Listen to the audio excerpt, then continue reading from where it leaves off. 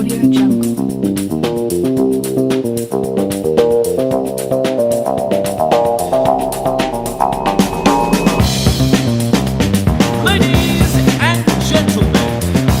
children of all ages, welcome.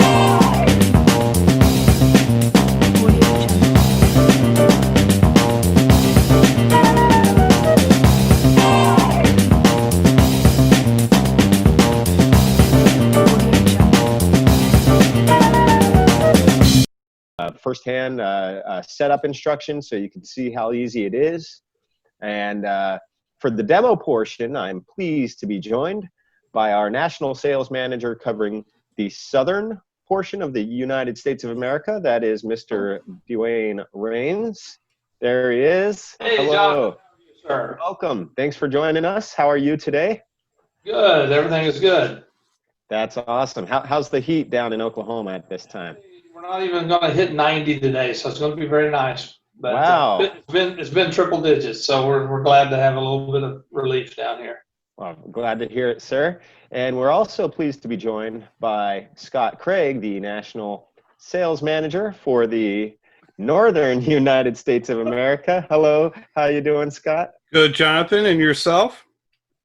Yeah, doing lovely. Thank you very much. Another day in paradise, working from home, that is. So pardon the homeschool lesson you may hear in the background throughout the presentation of the broadcast today. Part of the new world we live in. That's right. That's right. So, anyhow, wanted to bring you guys on board here because we have a really important topic to discuss today, an important message to spread today. That is the KeyDigital app, also known as KD app.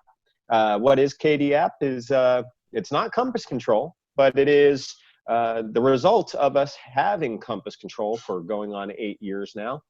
Prior to that, 21 years now, KeyDigital has been a hardware company, and we've not been, prior to having compass control, we had not been the interface that the end user had in their hands, right? And it wasn't until we had compass control that we were the system that the end user was using in their boardroom.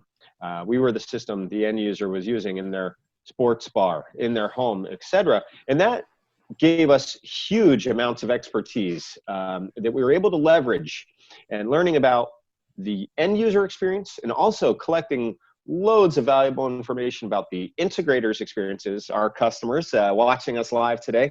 Thank you all. And we're trying to make things easier for you. And the KeyDigital app is a manifestation of that. We realize not every project has the budget for a professional control system, or even at this day and age with COVID situation going on at this moment. The integrator might come in, do the hardware install, and with everything connected, be able to take that information about connectivity, IP addresses, etc., and do their programming elsewhere. But they don't want to just leave their customer without a way of using that system, and the KeyDigital app is going to be a real valuable solution for them in those situations as well. And both Dwayne and Scott, you guys have loads of experience with the KeyDigital app, and you're doing demos. And Scott here has even taken his demo system to the next level. Actually, all three of us, we have the coming soon hot product that is now available for pre-sale in the US and internationally, our BYOD device, KD BYOD 4K. And Scott is prepared a special demo for us on where he's got his casting from his iPad into the BYOD 4K. So we'll be able to show his demo of the KeyDigital app from his iPad right there. Dwayne, you've got a multi-viewer and a video over IP with video wall, correct? Absolutely, a 2x2 video wall simulation with using our MLB 4x2 to do that on a single screen, and we'll be showing that live here a little bit later in the program. Wonderful, wonderful. So Scott, we'll start with you, sir. The KeyDigital app, true or false, sir? Easy? Easy question mark, true or false? No, absolutely true. Yeah, definitely a easy item to utilize, and we did a training yesterday, but basically anyone with an iOS device can go through, download the KD app, free, doesn't cost anything, download it, iPhone, iPad, etc., and drop it on there. So what I'm going to do. Yeah, can you do us something? And maybe this is what you had in mind, Scott, or maybe I'm throwing you a curveball. But I want to show our customers, the AV integrators and contractors, what's step number one? How do they get their app-ready device ready to go with the KeyDigital app? All right, so basically, some of our dealers are aware of this, some of them aren't, is I'm going to pull up, hold on one second, our KDMS software. Yeah, KDMS, KeyDigital management software. This is exactly it. Look at you, my man. You are ready to rock. This guy had his coffee, plural, coffees today. I know that for sure.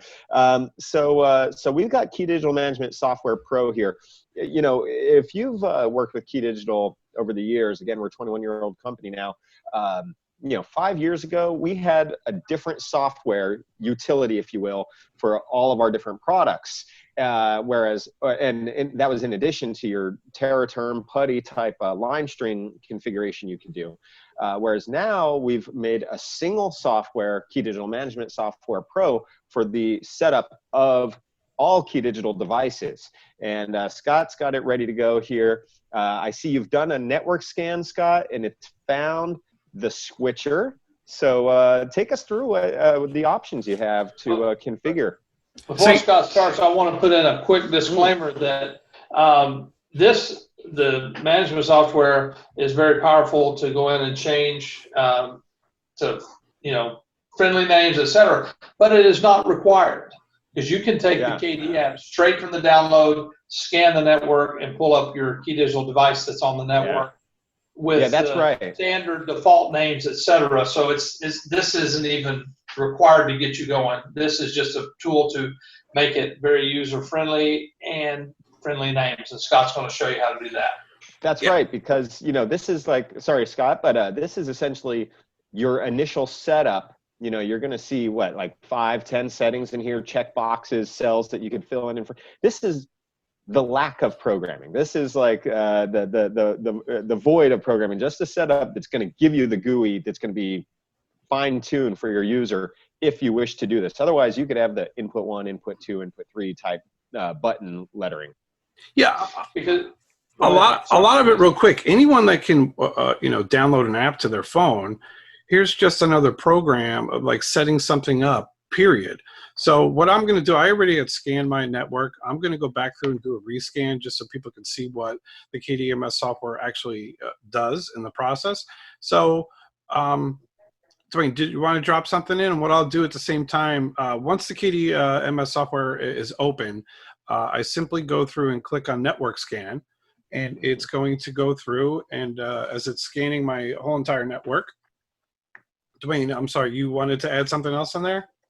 No, I was just going to say, when I do a demo here in a little bit, you'll notice that mine is still defaulted. I've not gone in and changed any friendly names, just to show you the power that integrators can have on site just to quickly test their systems as well. The KD app is so powerful in so many ways. Scott's taking you a deeper level. I'm going to keep you on a simpler non-programming completely. There is no programming. There's just some setup to do friendly names, etc. Change the name of the device, etc. And that's what Scott's going to show you now. Right, so now that I've actually just clicked over here, network scan, I'm just running this simply on my Windows laptop. Went through, did a network scan. I've taken one of our Pro 4x1 units, just dropped it on the network itself, did a scan, it discovered it over here. It'll show our list of items. If I had anything additional on the network, that would pop up here also. So now that it found one device, I'm going to go through, click OK, and now I can actually go through and highlight that particular item. Okay. So when I go through and I highlight that item, it'll give me a view of the overall GUI, which we will show you later on the KeyDigital app itself. it will go through, show my device name, which I'm going to go through and show you a little bit different setup on this. So we'll start from the beginning. So the basic information, I had labeled this Classroom 101. So anyone can actually label this anything across the board and change it simply. So if you had a dozen switchers in a classroom, excuse me, a dozen switchers in a school building, or a dozen switchers for one per conference room in a corporate building, you could give them all a unique name as though they are the room name, if you will. Correct. So that way somebody would know classroom, like I did before, Classroom 101, 102, 103. So someone could identify each particular classroom. Also in here, it's showing my firmware version. Okay. Do me a favor, Scott. Sorry. Go ahead and name that device. And then we'll see it right above on the right-hand side where it currently says Classroom 101. Give it a different name, anything you want. You know what? Let's do this. There you go. And then we hit that save button, the floppy disk there right above the KD. So right here, the Magic Industry symbol for a floppy disk. There we go. And now we see it. Yeah, wonderful, wonderful. So that's how it updates, and that's how it'll show in your KeyDigital app as well. And you'll have a bunch of buttons if you had a bunch of these devices on, each with their own unique name. Okay, Scott, sorry for the detour there. Yeah, no worries. So it's showing my current firmware. Right now, I just have this on my network. You can actually plug this in USB from a laptop management software into the actual front of the unit. We'll have to pull up an image and show everybody, and we can do all our firmware updates and everything else across the board there also. But we're just trying to. Are you guys able to see this screen share that I'm sending your way with the USB and the KeyDigital management software? There you go. Here we are. So there it is. You'll see many of our newer devices have USB. So this is even if you just want to connect the USB, not even go through the network kind of thing. This is probably the quickest way to do it. And we're adding this USB service port to, making it our goal to add this to every device that's configurable going forward. And I will stop my share now. Thank you, Jonathan. And I will reshare.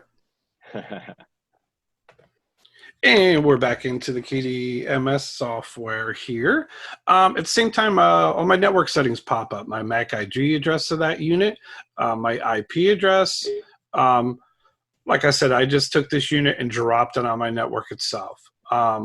This is also useful to KDMS software in other products. So if we wanted to statically set up an IP address, we were able to do that in the KeyDigital management software. We're probably going to do another example in the KDMS software to show you a couple different products. Right now, I'm just going to try to keep this focused to the KD app and not get too involved.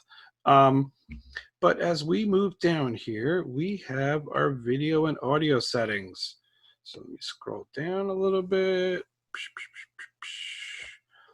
Okay, so I have my video output number 1 on. Okay, I can go through, uncheck that box or recheck that box. Anything itself is on there. Your go-to after you make any changes, you always want to go through and click apply.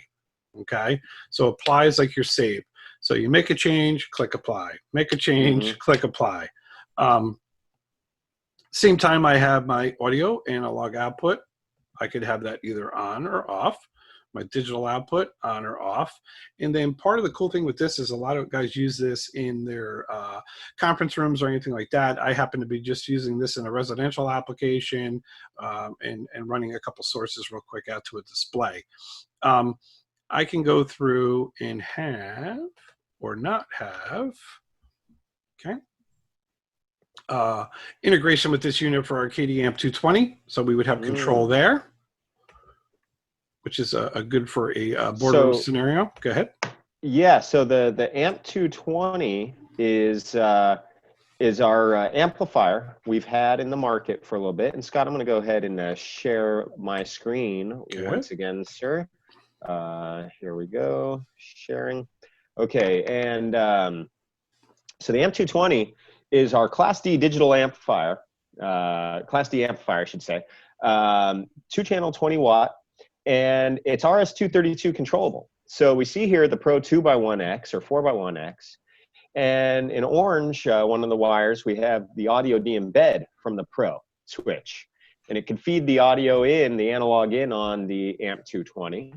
And we also have a microphone input that is able to be mixed in to the, so you could have the audio of the selected video source plus the mic for the speaker, if you wish. And what happens is the KeyDigital app, as we see here, controls the switcher over IP. And the Pro 2x1, 4x1X is forwarding essentially the commands that are intended for the amp, because the amp's RS-232. How do you control that from an iPad without a controller, right? So this is programming free and hardware free control as well, that we've just made an integrated system, multiple devices from KeyDigital without any programming at all. So we see the RS-232, the pink wire, controlling the amp. And it should be known also that the amp has a pass-through port, so you could actually have this amp feed into, just have the signal feed into your power amps and be able to make, you know, for whatever room size you need. That would be optional, and a good way of making this happen. So so here's kind of the 1,000-foot view, if you are, painting by rollers, so people could understand the system. And hit the stop on the share. So Scott, back your way. In the KeyDigital management software, you're able now to just say, yeah, I have KD-Amp 220 in my system, so let me control that. And then you even have the option for the microphone or not. So if you don't have a microphone, don't show a microphone fader to control the mic volume, because that's only going to control the end user. And remember, this is ultimately to go into the hands of the end user, yeah? Yeah. So, I mean, if you look over the right-hand side, it's going to simply change as soon as I click apply, and I'm adding these particular scenarios. So we have our 220 control, just for this example, microphone control, I click apply. Now I actually have my control right here. My preamp, everything itself is there. Or, go ahead. So at the same time, I can go through, put that on there, not on there. So we're just going to use this as an example for example, I see right now camera. Can you go ahead and choose, instead of multiple cameras, choose no cameras? I can go disable. Or disable that, yeah, and apply. Click apply. There we go. See, and so basically, we could even, I don't have an example for that ready, but we could. That's shocking. That's shocking. No. Unprepared. Yeah. Maybe I do. Maybe I do. Let's see. Here. Real quick, as Jonathan is going through and looking again, Yeah. I can simply remove that, click apply, and So then cool. I can add one cam USB. Okay. Now our GUIs instantly changes here. Go through. I clicked applied. At the same time, do you have an example for that, Jonathan, or no?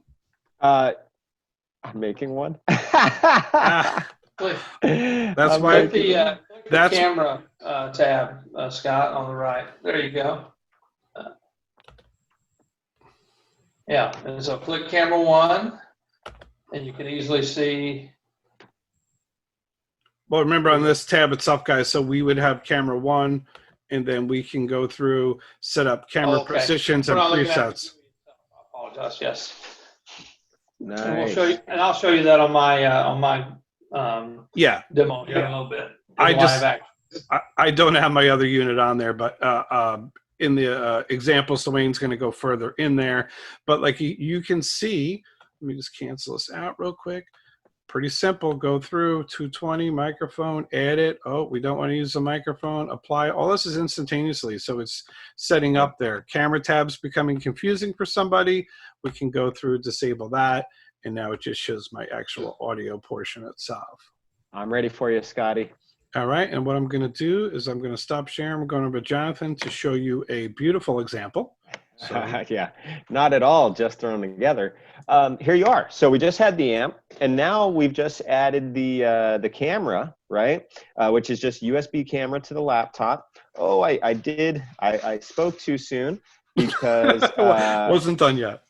yeah. Wait, where'd it go? But if I just take this RS-232 here, and I'll also connect it to our camera.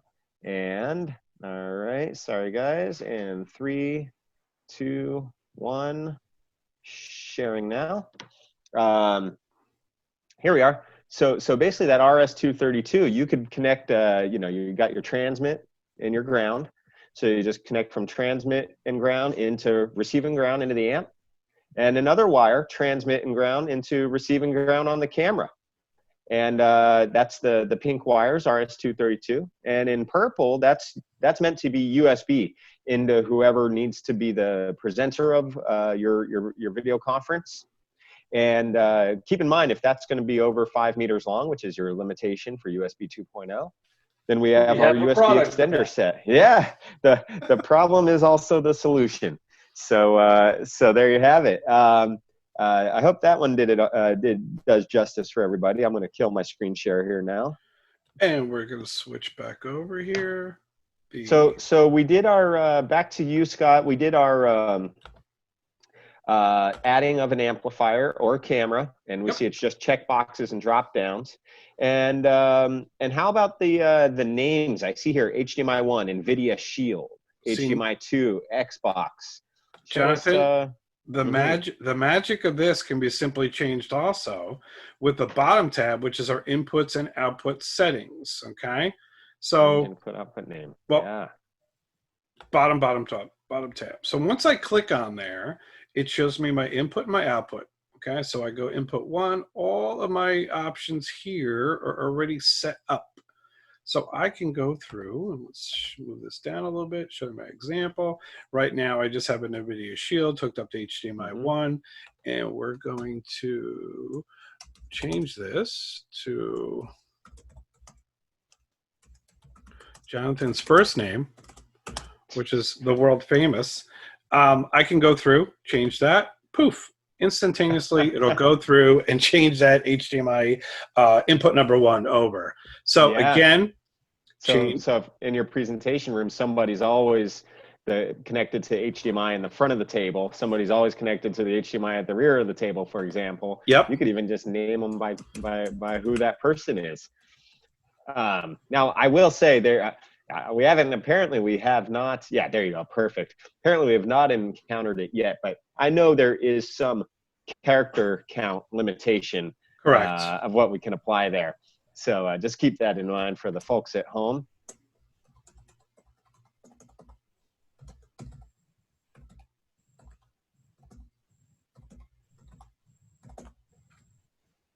Or not. Wait, was that the end of it? Yeah, it goes up to 14, Jonathan. Sorry. Okay.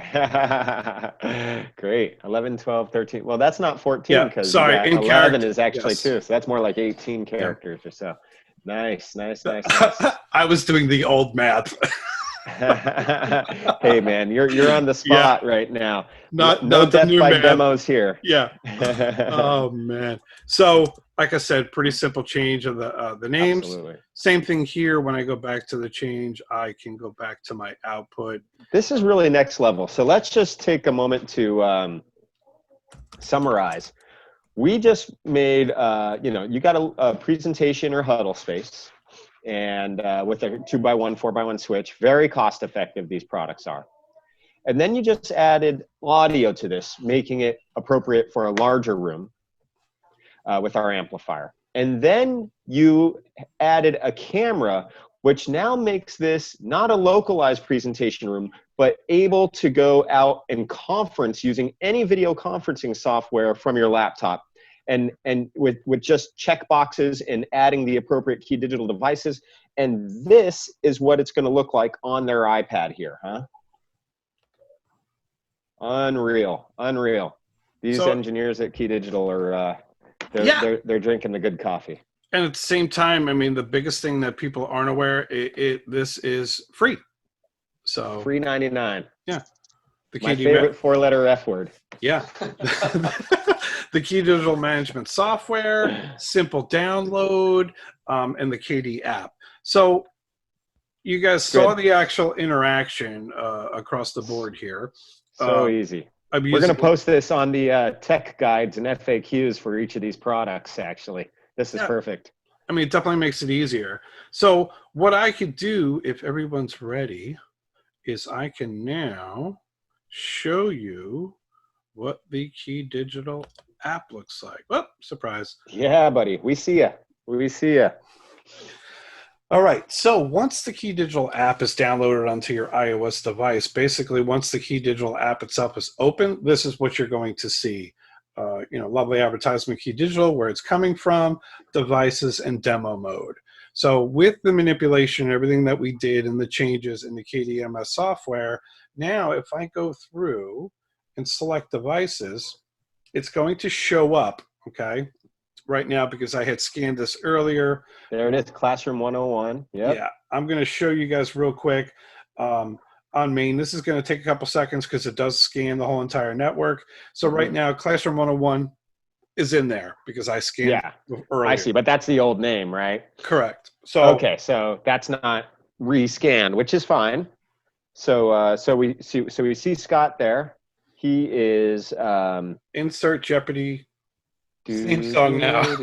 I forget the exact count, but I know it's a defined amount of seconds because what it does is with the KeyDigital app.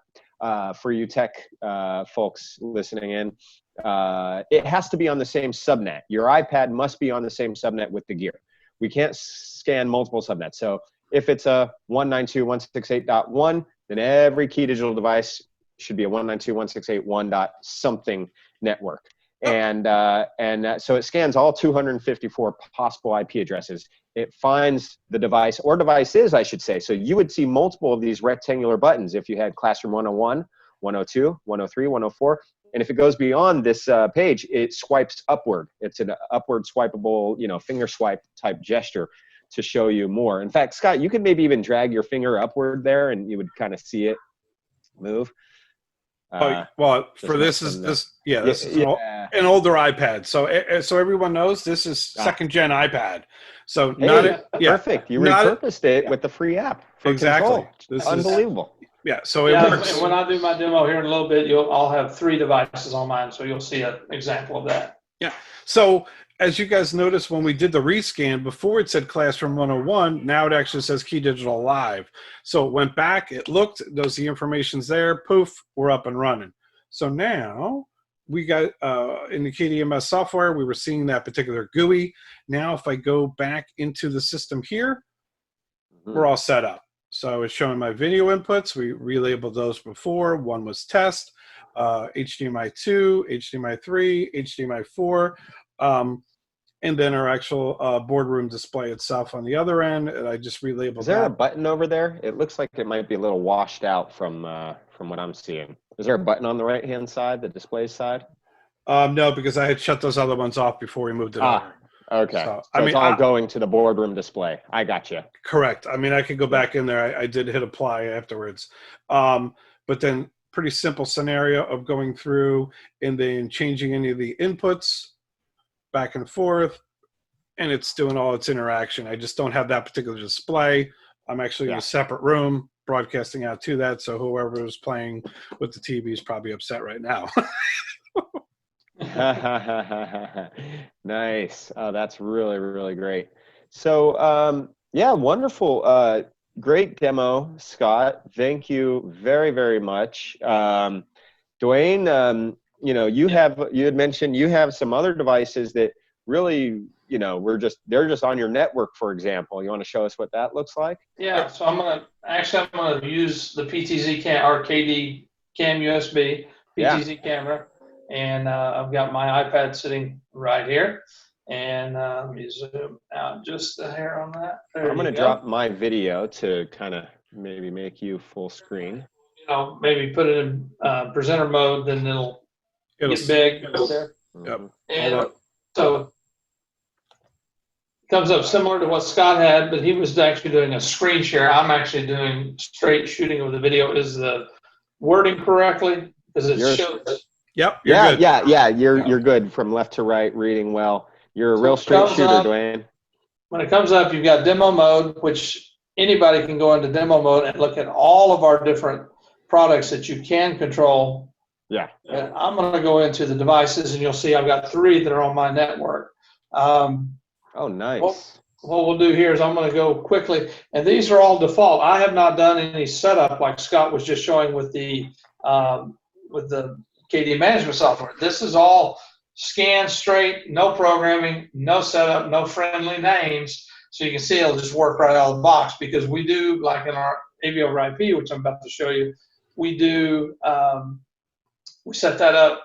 You know, we configure all the devices for you before we ship them out. So as soon as that's part of the package. on the network and scan it, it's going to scan and see so I've got the little 2x2 video wall. And you can do it in matrix mode or video wall mode. And I'm going to now scroll it over just a minute here. So let's do this one here. Zoom it out just a hair. And then I am going to go in front of the camera for a second. Pull this back over this way. So you can see I'm using my iPad and show you how we can quickly control. Oh, come on. Just dragging the finger, and it reconfigures your video wall for you. Yeah, and then if I go into switch mode and just change the source, you see quickly it changes. Now let's go back over here for a second and say I want to do checkerboard. Whoop, hello. The beauty of live demo. That's okay. And you know what? What's really cool there, right, is that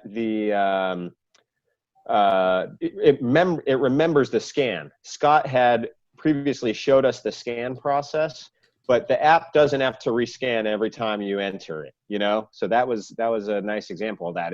You're just in the app again and immediately in. Very nice. So as you can see, I did a checkerboard with the 2 images. You can see the corresponding green.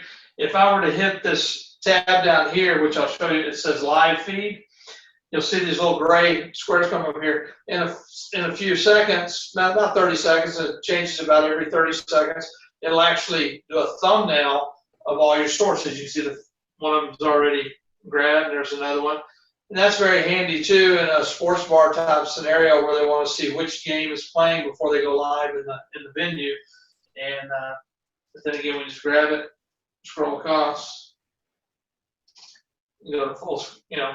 So this what we're using. We're using our MLB 4x2 to simulate 4 separate screens on a single screen. So it's another great device we have.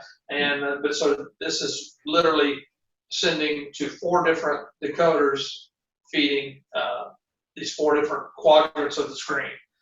And again, you can do just finger swipe. It's amazing. I'm going to move back over here for a second and show you, because I'm controlling the CAM USB that you're looking at, that you're viewing this through. I'm actually controlling that with our PS42, and then also, you know, as you saw me switch back and forth between devices, I've got the multi-viewer because it's doing its thing, and then we go to over here, and I'm going to come back real quick.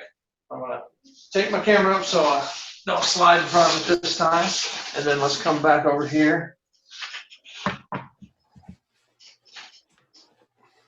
So here you can see, let's tilt it up just a hair. There we go.